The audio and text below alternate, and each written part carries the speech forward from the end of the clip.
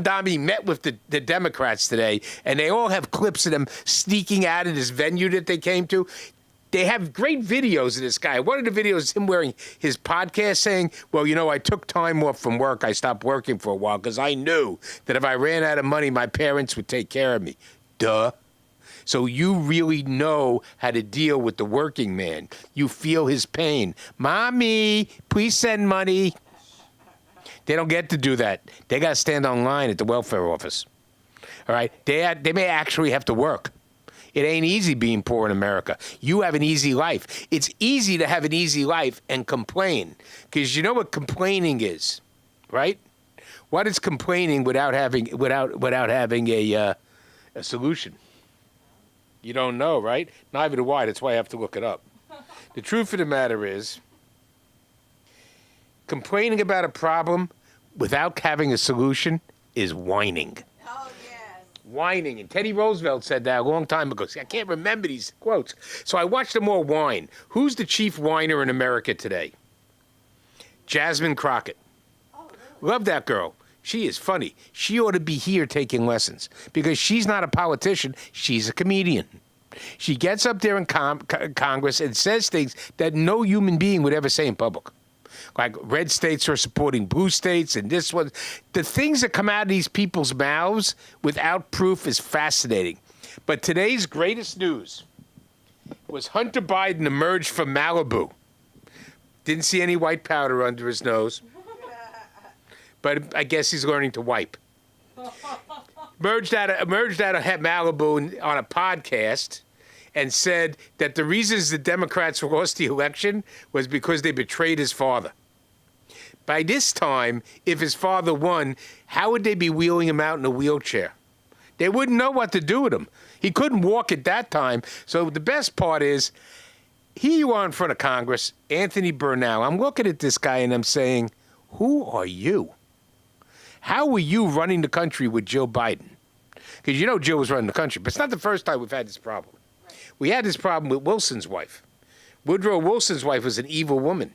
She even started raids against communists, speaking of which, I'm waiting for the new ones, because we got a couple of them to deal with. So there's a new candidate in Minneapolis, or one of those places, talking about home, except he's talking about Somalia. He actually came out and said, of course, he's a socialist, you know, from Somalia, an immigrant, which means nothing, by the way, because it ain't like it used to be when my grandparents were immigrants. An immigrant. And he's talking about how he wants that Somalians have community and they build bridges with back home. All right? And then he said, in Somalia. And I'm thinking to myself, wasn't it the Jews that they used to accuse of having divided loyalties? They always said that, hey, you know, the Jews will take Israel first. Yeah, that I learned about other people, too. What did they take first? Their religion? Okay? Their old country? It's like listening to that other moron. Ilhan Omar, she's from Somalia, too. Though I have a funny feeling her grandfather was involved in the regime and is probably a war criminal. There have been rumors about that. I can't confirm it, but you hear things, you know? There was a rumor once that he wiped out a whole village, then felt bad about it and came to the United States. Okay. I mean, give us your tired, your poor, your hungry, your war criminals, and your concentration camp guards. They just caught one the other day out in the Midwest. They love it in Minnesota. I don't know what it is about Minnesota that attracts those people, all right? Is it in the air? It must be. There's a party out there. It's not called the Democratic Party, you know. In the Midwest, there's a party, I think it's in Minnesota, called the Democratic Farmers Party. Stone cold socialists. They voted for Eugene Debs. And for those of you who don't know Eugene Debs ran for president of the United States. He was a socialist, and he ended up probably where he belonged, jail. You know, that's what's going to happen to Zoran. He's going to go too far. So all these Democrats, the same old tired crew, led by Debbie Dingell. Has anybody met Debbie Dingell? Do you know why her name is Debbie Dingell? They forced her to change it because she's a dingbat. Nobody watched All in the Family? You don't know what a dingbat is? That was Archie Bunker's wife, dingbat. Anyhow, she was smarter than him. So Dingell was saying, oh, we have to give him a chance. Now listen to all of them bend over themselves trying to prove that this guy isn't a stone cold communist. Get out and admit it. Get out in front of the American people, Zoran, and say, look, this is my policy for helping New York. This is how I'm going to cure things. But no, he's a whiner. Oh, we don't, the police are this, ICE is this is this. You're a whiner. And why don't you get up and say it, come out of the closet? You want all the gay people to come out of the closet so you can make them transgender? Think about it. They much prefer if they're all transgender. That makes it easier for them because then there's only men and women or 70 other genders. Zoran, just come out and say it. I am an anti-Semite. I hate Jews, and I learned it from my father and my mother. Because his father has said really crazy things. And then say, I was raised to be the Manchurian candidate.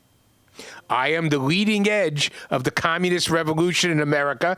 I'm a communist. And then maybe people, when they vote for him, it's their fault. They haven't been fooled by somebody. I've never seen teeth on a politician like that since Franklin Delano Roosevelt. And he was a socialist. How do rich men become socialists? Because they can afford to become socialists. I can't be a socialist. Who could pay my rent? Right? Now, I heard something the other day. Somebody was, so this is the best. And I'm not going to bother the audience too much, but Barack Obama went on his wife's podcast. Big mistake. He should have had a script. He said that the problem with American men is basically they don't seek out their feminine side.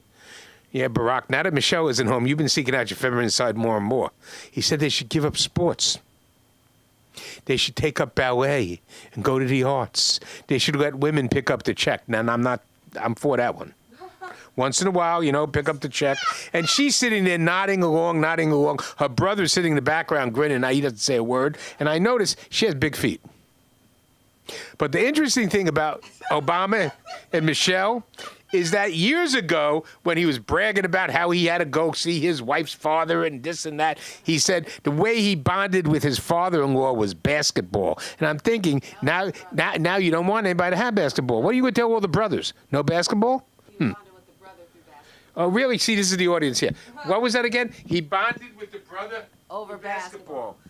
Listen, now he wants you to bond over Snow White or Spring, or what is that, Swan Lake? Swan Lake.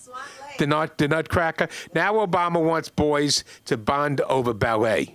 Listen, I don't have boys, I got girls. They're trouble enough. And he does too. All right? He didn't raise them, what'd he do? He raised them to play basketball? He raised them to play field hockey? No. They went out, little Nepo babes, and became filmmakers. They're in touch with their arts. My kids, too, they're in touch with their arts also. But until you've raised a boy, you don't tell anybody else how to do so.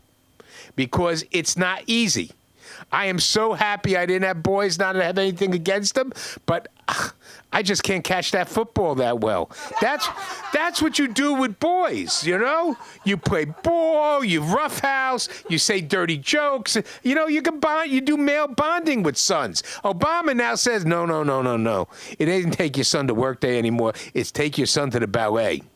He's losing it, by the way. And here it is. There is a reason why the founding fathers made 33, I think, is the age before you could become president, because in those days 60 was the life expectancy. So they figured by 30, since you were out chopping wood at 9 and you're out of school by 9, you'd have a certain amount of maturity and wisdom. Now what are we stuck with? Barack got into the White House too soon. Now he's bored. He's bored and he's rich with all the shakedown money. What? He made that money? That man's worth $500 million. How did you get that much money in 8 years? I know you got all that money in 8 years. They just asked you for things and held back payment until you got out of the White House. That's how it works. Look at the Clintons. They claimed they were poor as church mice and they had to pay for their legal fees. Where did they get $1 billion when they got out? Shakedown money. All coming in from strange places. Clinton always talks about, Trump and the emoluments cause and this. Not that I really care. They're all in there to make money. Show me a politician. I will show you somebody with his hand in everybody's pocket. And they smile when they're doing it. Anyhow, back to Mondami's teeth. All right, him and Ocasio-Cortez look like a great couple. They both says, "I can't do that smile. My jaw cannot come down large enough, to smile like that." And then she does it too, but hers is a little bit sneakier. But you realize what else has a jaw like that? The man's a boa constrictor. Oh, Lord. He will swallow you whole. I mean, how else do you get the jaw down that far? I can't do it.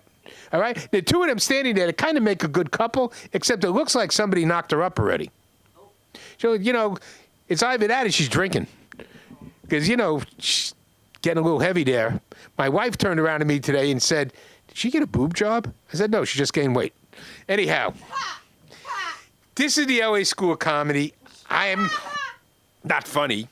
But I can rage and rant and rave about the world, right? Though I am so much laughing about Obama and Hunter Biden. Their search for relevancy. Go write a book, for God's sakes. Where is Obama's book? Sins of the Fathers or something? He wrote one book. One book all this time. Which one was the bestseller? This one's an expert on Obama. All right, Barack Hussein Obama. All right, I'm going to get him a new rug.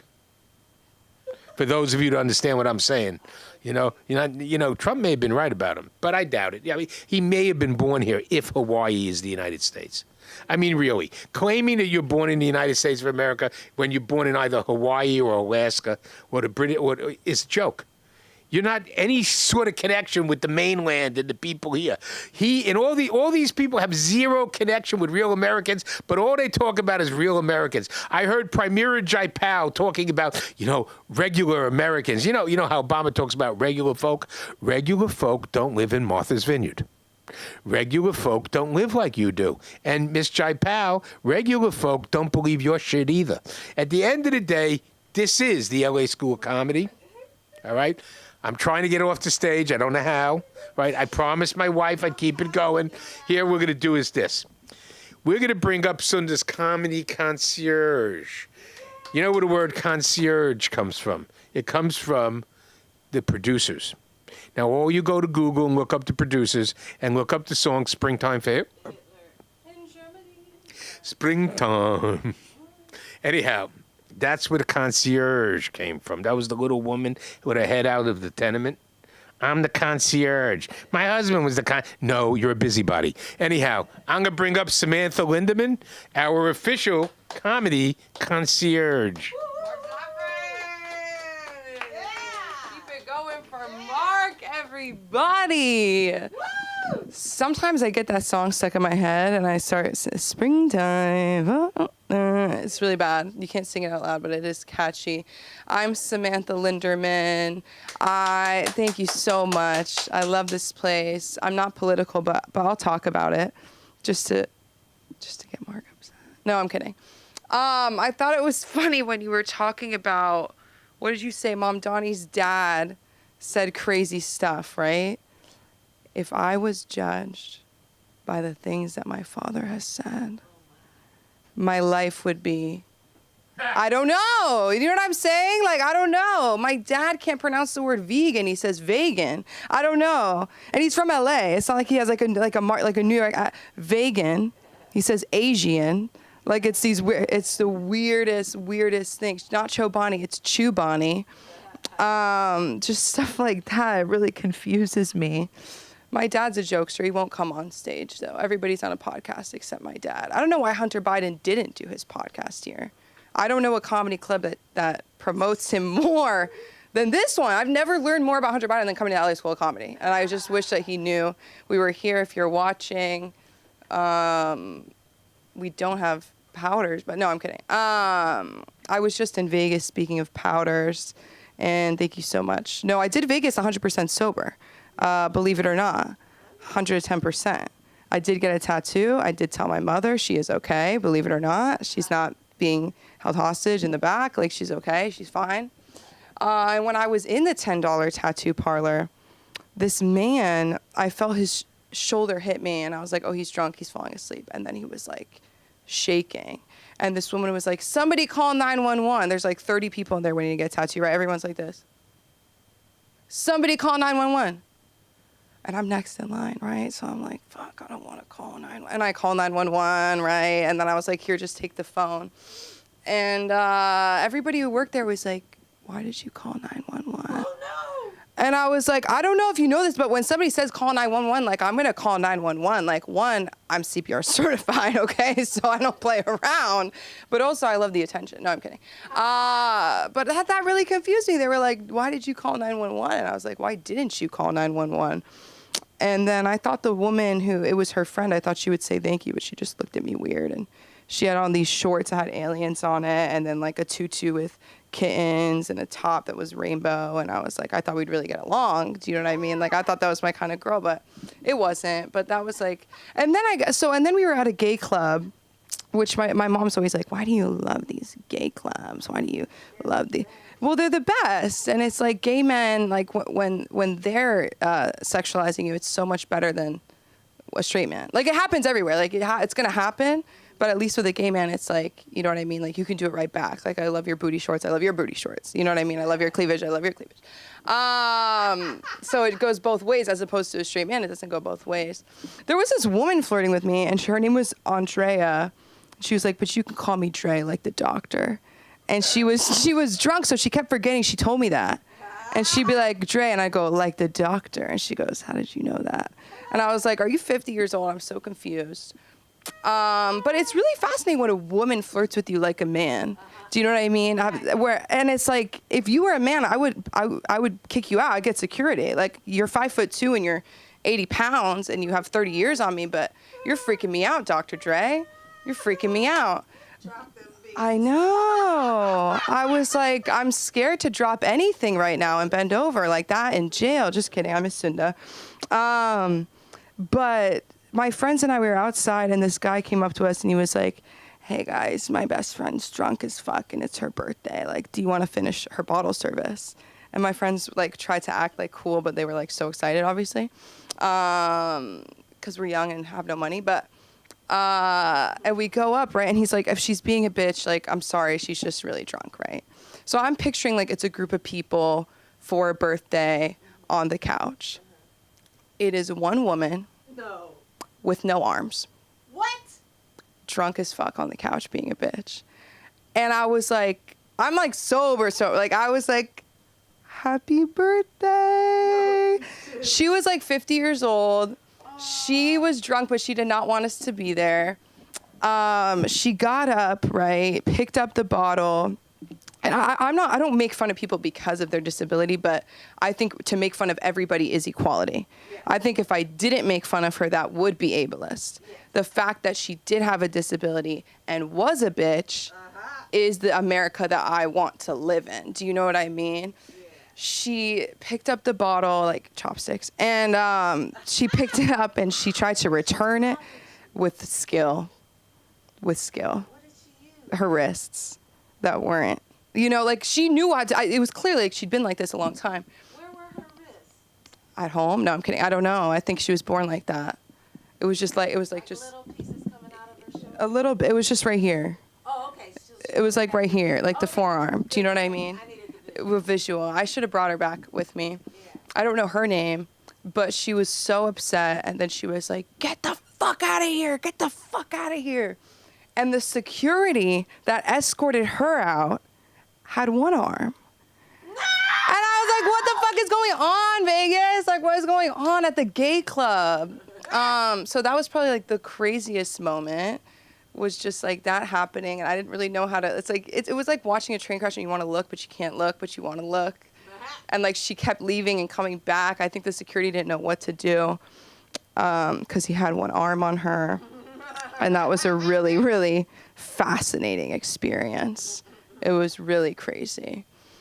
But I'm back at work. That was a jarring transition. Yeah, I'm working with kids at 8 in the morning, and for some reason the afternoon staff can't clean up after themselves. Like, I'm a comic. I don't wake up in the morning. Do you know what I mean? Like, I don't wake up in the morning, but I'm like, hey guys, how are you doing? And the kids are so tired. They don't want to hear my voice. But we have a bubble machine, so they're happy. It's so cute. There's nothing like a bunch of kids in bubbles. And, like, there's some 6th graders, too, and they try to act like they don't like the bubbles. And then they'll be like, you know, and I'm like, you love it. You love the bubbles. But there's this one kid, and he's actually hilarious. It's always the smart kids that have the most problems, like behavior problems. Like, well, he said this to me. Why can't I punch him in the face? You know, like when I watch movies, that's what they do. Or my mom said, this is the one that's killing me right now. My mom said I can. My mom said I can. If somebody's mean to me, that I can hit them. And I just tell them, I'm not your mom. I'm not your mom. Like at school, you can't hit people. What you do at home is your business. Do you know what I mean? But this kid's obsessed with Michael Jackson. And he asked me, he was like, so Michael Jackson was black, but he was white. So was he black?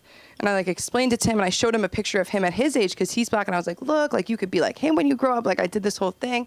And he looks at me and he's like really thinking, and he goes, so is that what happened to you? And I was like, what? I said, nothing happened. He goes, oh, you're just white. And I was like, yeah, I'm just white. I'm just white, and I work with you, and I'm not like famous. Like, I don't know what you mean. Is that what happened to you? Wow. I also love when kids talk about bad words, because sometimes them talking about it is worse than if they just said it. They're like one kid will be like, don't say the F word, and another one says, which one? And then I get scared. I'm like, how many F words do you know? Like, how many F words do you know? Or they'll be like the S word. Which one? And then they'll go, stupid. And they go, you can't say that. You can't say stupid. You can't say ew. And I'm like, you literally just wrote the word fuck ass on the board. Like, what is a fuck ass? And how does a 5-year-old know how to spell it? I don't know. But they can't say stupid or ew. He said ew to me. You literally just said, oh shit, when you dropped your pencil. Like, you guys are so advanced beyond the way that I was. They're really smart. I was just impressed that he could spell it, because a lot of them can't spell, and it was like literally F-U-C-K, like it was perfect spelling. I was like, should we get him in trouble? I don't know. He was like, I miss my mommy, and I was like, I don't think your mommy's gonna want to hear about this. I think she's gonna be pretty upset with you. I just found it really creative, the combination of those two words, but you have to hide it in those moments. You know, you can't be like, wow. This one kid, one of the older kids was like, he just said the A word in the bathroom. So of course I have to clarify. I go, okay, what's the A word? He goes, F. And he's like, F. And I was giving him a little talk, and I was like, you're so smart. Like, you have to learn more vocab words, and like, you know, you want to use words that make you sound like you know what you're talking about, like whatever. And I go, what if your grandparents are here? Would your grandma want to hear you say that? And he goes, my grandma's from Ethiopia, and she barely speaks English. She doesn't know what that means. And I don't know why I said this, but I was like, she knows what that means.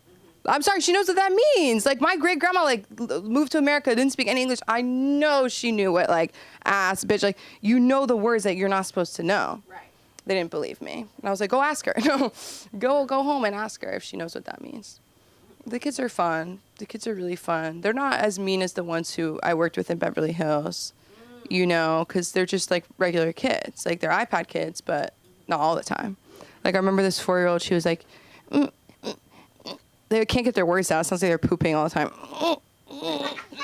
Miss Sam, you would look so pretty if you made your pimples go away. And I was like, what are you talking about? You would look so pretty if you made your pimples look away. And then I put makeup on the next day. She really got me out of it. I was like, I need to look good. I'm at work. Like, what am I doing? I got this bruise on my arm, right?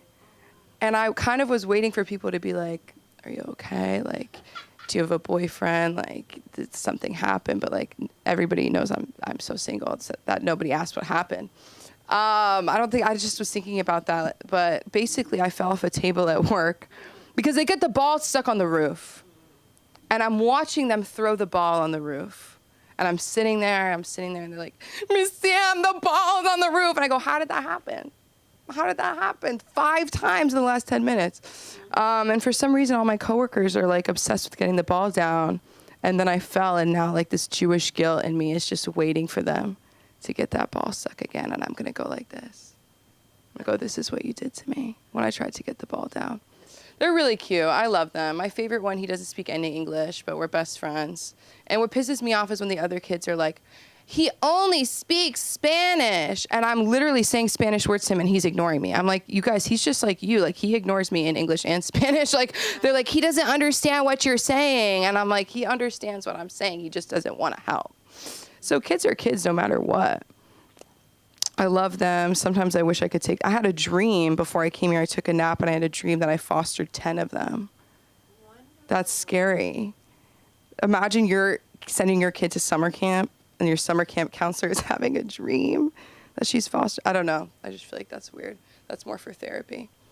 It's a lot better than my retail job in a sense. Come on in. Welcome to the LA School of Comedy. Open that door. Release your inner comic. You heard that too, right? Come on in. Are you scared? It's okay. No, I heard the door open. Nobody else? It's okay, whatever. We're not desperate. We don't need anybody else. Everybody in this room is all we need. It's better than Bath and Body Works, but you still have to gentle parent. Like I had to gentle parent customers all the time.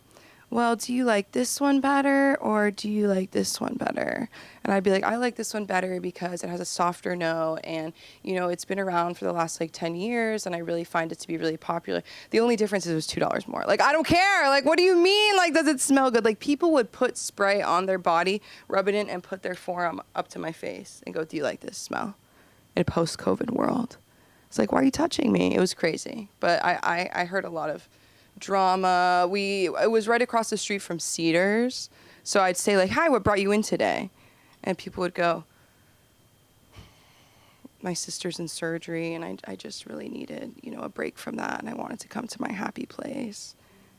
And I was like, well, it's a good day to get happy because it's buy 3, get 3 free at Bath and Body Works. You know, like, what am I supposed to say to that? I always would tell them that we should team up with the hospital and do discounts, but maybe that would kill the vibe at Bath and Body Works. Like, is someone you love in surgery? 10% off today. Recovering from a vasectomy? Our men's line is for you. I don't know why not every man has a vasectomy. I don't know. I think if I was a man, I would get a vasectomy. But that's how I'll end this. That's my message to the world. Get a vasectomy. Speaking of important V's, we have a fantastic comic here tonight. I love her. You love her. Put your hands together for the one and only Queen V, everybody! Keep it going for everyone you've seen this evening.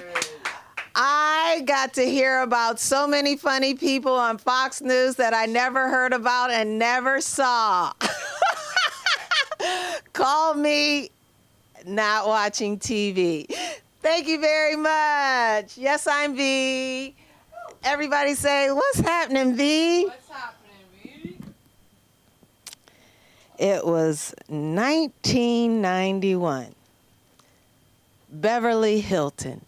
Fabulous gala. And I was dating this executive with QJE, Quincy Jones Entertainment, and he was sitting on my left. Quincy was on my right. I don't know. Did you guys know in 1974, Quincy suffered an aneurysm? Yeah, he did. And he had a metal plate in his head. Well, anyway, we're sitting there, and I hear this clink, clink, tinkle, tinkle, tinkle from the back coming towards us, and I glance over, and I see this server with a gigantic silver tray of water glasses. And then I notice Quincy's face is starting to jiggle and shake and vibrate, and I'm like, oh, my goodness. And then as the silver tray got closer, his head started to lean back, and all of a sudden, I saw sparks shoot out. Mew, mew. And then the tray was about to come right over his head, and Quincy looked so uncomfortable, like this happens to me all the time. So he just started to get up, and his head was going to crash into the tray, and I just reached over on Quincy's shoulder, and I said, sit down, Quincy. Sit down. And I saved Quincy Jones's life. Yes, in 1991. You're welcome, because we got wonderful hits after that. Yeah. And then I got up and went to the bathroom. That I did. By myself. In 1991, before that, ladies and gents, no women went to the restroom except in twos. Ladies, you're welcome. So as I was coming out of the restroom, I was walking down the aisle, and over to the left, down 2 big rows of beautiful circular white linen cloth tables at the Beverly Hilton, I spotted a silver-headed goddess. And I was thinking, is that? No. I think it could be Camille Cosby. So I keep walking. I pass the table. Quincy and my dude are looking at me like, V, where are you going? I'm like, I think that's Camille Cosby. Maybe I can meet her. So I'm walking and walking, and I'm just timing my pace so that when she gets to the corner of this aisle and the intersection, I can say, hi, are you Camille Cosby? I just love you. You're so brilliant. You are just the most amazing woman ever. You have just done so much. And what I didn't see while I was walking was another lady coming towards me on the other side of the intersecting aisle. And it turned out the 3 of us convened all at once. And this lady grabbed Camille, whisked her away. Before that, she said, Camille, stop. It's not her. It's not her. And I just stood there catatonic, thinking, I'm not who? I'm not who? And then I was reflecting, Camille Cosby was gonna beat my ass up in the gorgeous Beverly Hilton. She was dressed to the nines. I was dressed to the nines. She had on sequins. I had on satin. But she was getting ready to tussle me to the floor. I need to thank her friend. I don't know who that wonderful woman was who whisked her away. Well, while I was standing there with my jaw on the floor, something said, just pick it up off of the beautiful triple ply gold and purple and Kelly green and white carpeted Beverly Hilton floor. I picked it up and something said, smile. That's a great pose. Now, walk your big little booty back to the table and act like nothing happened. So I took a deep breath, and I was verklempt, to say the least. So as I walked, I didn't walk normally. I clomped. I clomped, clomp, all the way back to the table. I think there were some models at those beautiful linen tables, because ever since then on the runway, no one walked straight and regular. After then, it was the era of the clump walk. Yes, fashion all over the world. You're welcome. Yeah, well, I said all of that to say, speaking of her husband, the icon, ex-con, I believe she knew that he blew a whole lot of his money on that Tuazu ruffle, you know, the roofie little liquid. I believe she knew. Yeah. And I was a little girl when he rose to fame. I saw him in magazines in Ebony and Jet. Did anybody, you guys know about Jet magazine? You do. She's a little young. It was a little small black publication made out of paper. We used to read on little paper. Yeah.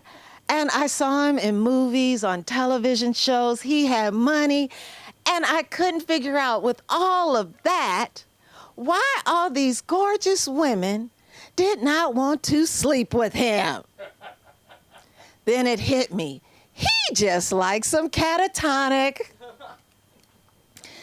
Yeah, you know, and his wife could only play dead for so long. You know? Every now and then she'd find herself opening her eyes and go, not again! Yeah, you know, and he said when he came out of prison that he was going to do comedy again, but he didn't.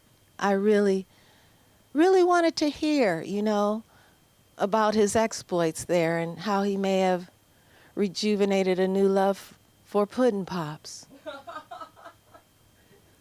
And all those women who, went along with it and, were seduced by him, they really did it because they thought they'd like his pudding pop. But they had no idea where Pops was putting it. Yeah, because I can imagine his wife waking up some days just, not again! Oh, ow! Oh! And then she'd go to find him. And there he'd be, in his man cave, sitting in his big cushy chair, smoking a stogie, and as soon as she'd walk in the door, he'd go, "Hey, hey, hey!" And she'd look at him from the door and say, "Hey, hey, hey, my ass hurts!" When couples are together that many years, we don't know what they do and how they help one another. He loves his woman. I imagine he just told her, "Go on in there and get that preparation H. It worked for you last time, baby. Bring it back. I'll put it on there for you." It's crazy. But when he went to prison, I believe that was the best comeuppance for her, But when it all went down, they were tight, and I know he came to her. And he said, "What are we going to do?" And she said to him, "What you're going to do is your time." And that he did. Yeah, that he did. And in my beautiful V machinations, I like to think of those few months that he was behind bars that she had the best sex ever. With the United Nations, she tried a smorgasbord of whatever there was out there. And I like to imagine her when she was having the best time of her life on top, just riding and screaming, "Look at me now, Bill! Look at me now! I'm awake!" And then fall out. Yeah. Because I pray that she got to get knocked out afterwards. I've been provocative. And yes, I said it all. I've been V. Thank you very much. Yeah. You guys are all provocative. I had to try something a little edgy. All right, folks, this is the truncated version of Wacky Wednesday. I want to thank everybody for coming in TV land. All right, and on that note, good night.